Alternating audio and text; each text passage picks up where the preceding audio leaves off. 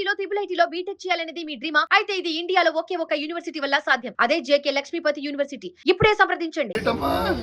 ఎందుకు అలా చేసింది అసలు? అసలు ఏంటి కారణం?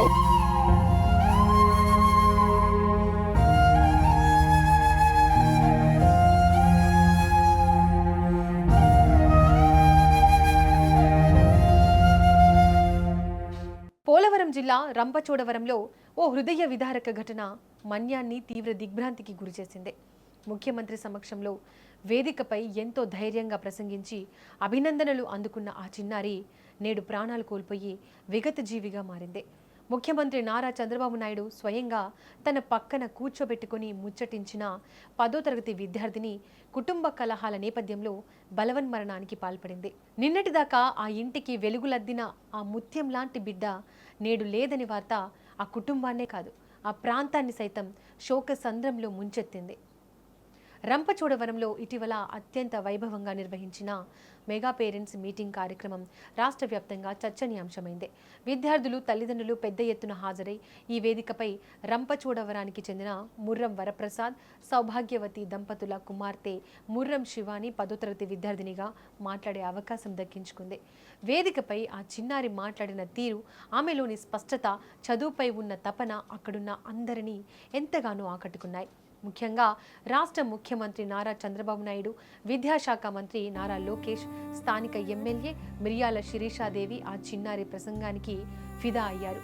ఆ తర్వాత సీఎం చంద్రబాబు నాయుడు స్వయంగా శివానిని తన కుర్చీ పక్కనే కూర్చోబెట్టుకున్నారు. ఎంతో ఆప్యాయంగా తలనిమిరి ఆమె భవిష్యత్తు గురించి అడిగి తెలుసుకున్నారు. ఒక సాధారణ గిరిజన ప్రాంత విద్యార్థినికి ముఖ్యమంత్రి హోదాలో ఉన్న వ్యక్తి అంతటి గౌరవం ఇవ్వడం, స్వయంగా అభినందించడం ఆ కుటుంబానికి జీవితంలో మరువలేని క్షణాలు. ఆ సమయంలో శివాని కళ్ళల్లో కనిపించిన ఆనందం, ఆమె తల్లిదండ్రులు పడిన సంతోషం అంతా ఇంత కాదు. అయితే నిన్నటి వరకు అందరి ప్రశంసలు అందుకున్న బంగారు భవిష్యత్తు ఉందని అందరూ భావించిన ఆ చిన్నారి జీవితంలో ఏం జరిగిందో ఏమో కానీ ఈరోజు అనూహ్యమైన నిర్ణయం తీసుకుంది. ఇంట్లో తలెత్తిన కుటుంబ కలహాలు, మనస్తాపం కారణంగా క్షణికావేశంలో ఈ దారుణానికి ఒడిగట్టింది. బంగారు భవిష్యత్తు ఉన్న బిడ్డ కళ్ళ ముందే విగత జీవిగా పడి ఉండడంతో ఆ తల్లిదండ్రులు గుండెలు పగిలేలా రోధిస్తున్న తీరు స్థానికులను సైతం కంటతడి పెట్టించింది. ఏంటమ్మా? ఎందుకు అలా చేసింది అసలు? అసలు ఏంటి కారణం?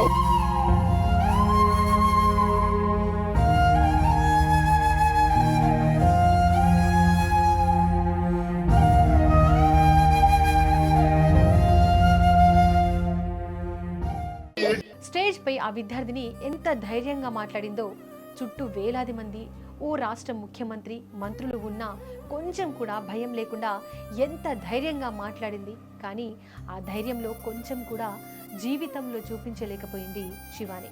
ఇక శివాని బలవన్మరణానికి ముందు ఓ లేఖ రాసింది. ఆ రాసిన లేఖలో ఏముందో ఓసారి చూద్దాం. చాలా సారీ అమ్మా, నీ కోసం, డాడీ కోసం నేను చాలా కష్టపడదాం అనుకున్నాను. నువ్వు కలలు కన్న జీవితం నీకు ఇవ్వాలని అనుకున్నాను, కానీ నేను అనుకున్నది చేయలేకపోయాను.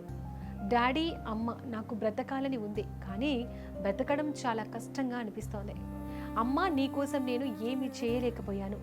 డాడీ, నేను నీకు ఏదైనా సాధించాలని చాలా ప్రయత్నించాను, కానీ నేను ఇంతవరకు ఏది సాధించలేకపోయాను. నాలో ఈ బాధ ఒక్కో దాన్ని మోయడం నాకు కావట్లేదు. నేను చనిపోయాక నాపై ఎవరు కోప్పడకండే. డాడీ, నన్ను మీరు ఎప్పుడు ప్రేమిస్తూనే ఉన్నారు. అమ్మ, బాయ్.